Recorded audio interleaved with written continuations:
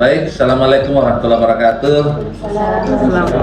Hari ini kami bersama tim, ada dari komite sekolah, ada mewakili guru, ada mewakili orang tua, untuk bersama-sama menyusun untuk berdialog. Ini adalah komunitas sekolah, yaitu membahas tentang pentingnya budaya positif di sekolah, dan nanti hasil dialog ini menjelaskan alasan pentingnya penerapan budaya positif di sekolah. Kemudian hasil dialog komprehensif mudah dipahami dengan menjelaskan strategi yang rinci dan realitas tentang menerapkan budaya positif sekolah. Kemudian hasil dialog kontekstual relevan dengan kebutuhan pembelajaran SMK yang berpihak pada peserta didik. Demonstrasi kontekstual, yakni pada bagian budaya positif.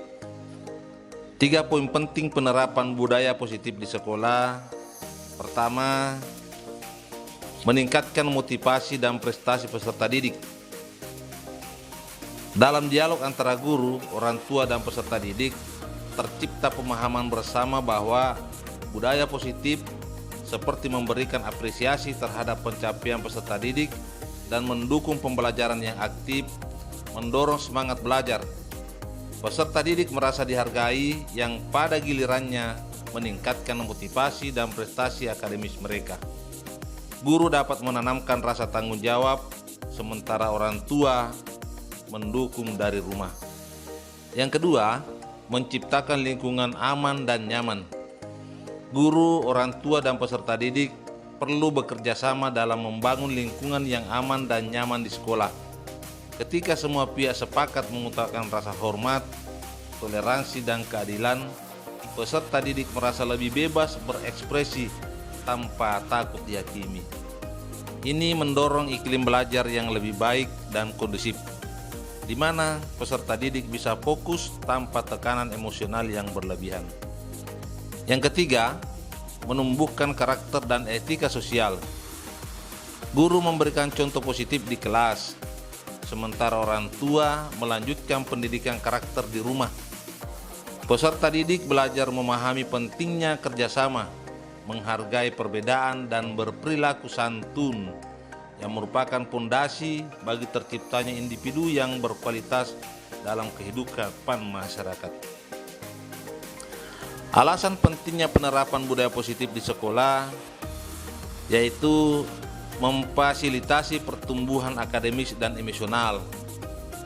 Guru dapat menanamkan semangat untuk terus berprestasi di kelas, sementara orang tua mendukung dari rumah dengan mengakui upaya anak-anak mereka.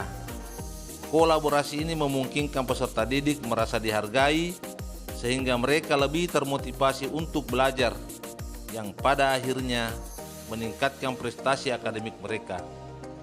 Lebih dari itu, dukungan emosional ini membangun kepercayaan diri yang kuat. Selanjutnya, mewujudkan lingkungan sekolah yang kondusif dan aman. Guru dan orang tua bersama-sama menerapkan prinsip-prinsip positif seperti rasa hormat, kejujuran, keadilan, dan peserta didik merasa didukung dalam berekspresi dan belajar tanpa merasa tertekan atau dihakimi. Kondisi ini membantu mengurangi perilaku negatif seperti perundungan, karena semua pihak setuju untuk memprioritaskan kesejahteraan emosional dan keamanan psikologis di sekolah. Selanjutnya, membangun karakter yang baik dan etika sosial. Sekolah dalam hal ini bukan hanya tempat untuk memperoleh pengetahuan, tapi juga tempat untuk mengasah nilai-nilai etika seperti kerjasama, tanggung jawab, dan kepedulian sosial. Dengan guru yang konsisten memberikan contoh perilaku positif dan orang tua yang memperkuat nilai-nilai tersebut di rumah, peserta didik belajar pentingnya menghargai perbedaan, bertindak dengan empati, dan berinteraksi secara positif dalam masyarakat. Kemudian selanjutnya, strategi penerapan budaya positif di sekolah, yaitu membangun komunikasi yang terbuka dan terus-menerus. Guru membuka jalur komunikasi yang mudah diakses untuk orang tua dan peserta didik, seperti melalui grup diskusi atau platform daring. Guru juga harus memberikan umpan balik yang positif dan konstruktif kepada siswa secara rutin. Adapun orang tua perlu melibatkan diri dalam pemantauan perkembangan akademis dan perilaku ke anaknya, serta di rumah. Orang tua juga harus berdialog dengan anak mengenal pengalaman belajar mereka. Anak dilatih untuk berani mengungkapkan pendapat, perasaan, dan kesulitan yang dihadapi di sekolah. Dengan terbiasa menyampaikan aspirasi, maka mereka akan merasa dihargai dan menjadi bagian penting dari komunitas sekolah. Selanjutnya, menciptakan aturan kelas yang bersama-sama disepakati. Guru mengajak peserta didik untuk membuat aturan kelas yang jelas dan positif bersama-sama. Ini bisa meliputi cara berperilaku yang baik, menghormati orang lain, dan menjaga ketertiban kelas.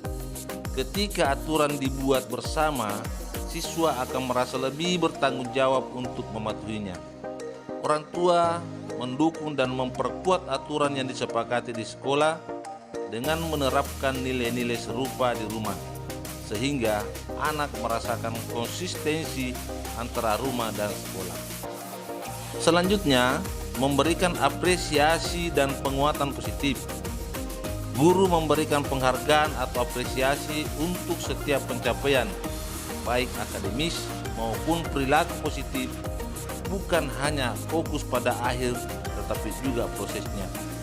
Misalnya, memberikan pujian saat peserta didik menunjukkan sikap tolong-menolong atau ketekunan dalam mengerjakan tugas. Demikian pula, orang tua menyelaraskan di rumah dengan memberi penghargaan pada pencapaian anak yang sesuai dengan nilai-nilai yang diajarkan di sekolah, baik berupa pujian, hadiah, maupun kegiatan yang disukai anak. Selanjutnya, memberdayakan peserta didik dalam kegiatan sekolah. Guru mendorong siswa untuk terlibat dalam berbagai kegiatan sekolah seperti organisasi siswa, klub atau kegiatan ekstrakurikuler yang sesuai dengan minat mereka. Ini membantu mereka untuk bertanggung jawab dan mengambil peran aktif dalam komunitas sekolah. Sedangkan orang tua bisa memberikan dorongan moral dan memastikan anak-anak memiliki waktu yang cukup untuk mengikuti kegiatan tersebut. Kebutuhan pembelajaran di sekolah yang berpihak pada peserta didik harus kontekstual dan relevan dengan kebutuhan dunia kerja dan perkembangan zaman, yaitu pembelajaran berbasis proyek dan praktik langsung. Pembelajaran di SMK harus banyak berfokus pada kegiatan praktik langsung yang memungkinkan peserta didik menguasai keterampilan teknis yang relevan dengan industri. Proyek berbasis masalah dan simulasi dunia kerja memberikan pengalaman nyata yang akan mereka hadapi di lapangan kerja. Kemudian, kurikulum yang fleksibel dan relevan dengan perkembangan industri. SMK perlu memperbaiki kurikulum sesuai dengan perkembangan teknologi dan kebutuhan industri terkini. Kurikulum yang usang akan membuat peserta didik tertinggal dari perkembangan di sektor kerja. Peserta didik memerlukan materi yang relevan dengan tuntutan kerja masa kini, seperti keterampilan digital, teknologi informasi, manajemen sumber daya, hingga kewirausahaan. Selanjutnya, dukungan pengembangan soft skill dan karakter. Dunia kerja tidak hanya memerlukan keterampilan teknis, tetapi juga keterampilan lunak seperti komunikasi, kerjasama tim, etika kerja, dan kepemimpinan. SMK harus menyediakan program pengembangan soft skill yang terintegrasi dengan pembelajaran teknis, dan peserta didik membutuhkan bimbingan dalam membangun keterampilan interpersonal dan karakter positif. Kemudian, fasilitas dan sarana prasarana pembelajaran yang memadai. SMK perlu dilengkapi dengan peralatan dan fasilitas yang mendukung praktik kejuruan seperti laboratorium, bengkel, studio atau simulasi industri. Ketersediaan fasilitas ini memungkinkan peserta didik untuk berlatih dengan alat-alat teknologi yang digunakan dalam dunia kerja yang sebenarnya.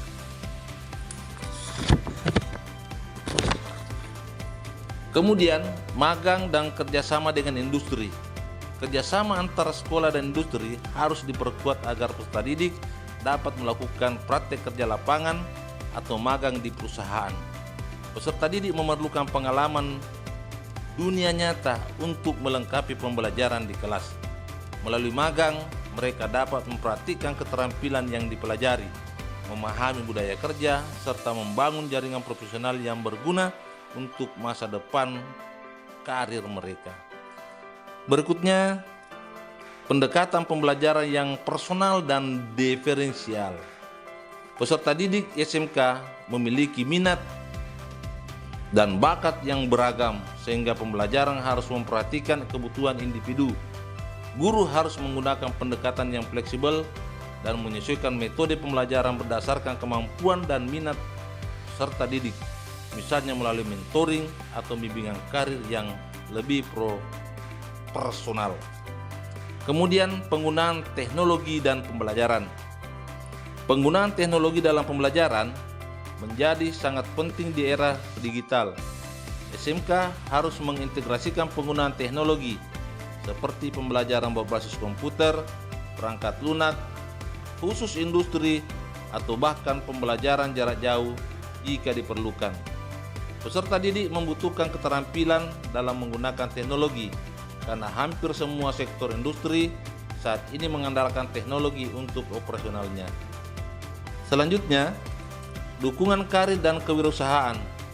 SMK tidak hanya bertujuan untuk menyiapkan peserta didik bekerja di industri, tetapi untuk mendukung mereka yang ingin berwirausaha. Sekolah harus menyediakan program kewirausahaan yang kuat dengan mengajarkan keterampilan bisnis dasar dan berikan dukungan melalui inkubator bisnis. Peserta didik membutuhkan bimbingan dalam memulai usaha sendiri jika mereka tidak ingin bekerja di perusahaan, seperti perencanaan bisnis, pemasaran, pengelolaan keuangan, dan manajemen. Kemudian, pembinaan karakter disiplin dan tanggung jawab. Disiplin dan tanggung jawab merupakan nilai-nilai yang sangat dihargai dalam dunia kerja. SMK harus membiasakan peserta didik untuk berperilaku disiplin dalam kegiatan belajar praktik, sehingga mereka siap untuk menerapkannya di dunia kerja. Peserta didik membutuhkan pelatihan disiplin dalam mengelola waktu, mengikuti aturan, dan menyelesaikan tugas dengan baik. Demikian, terima kasih.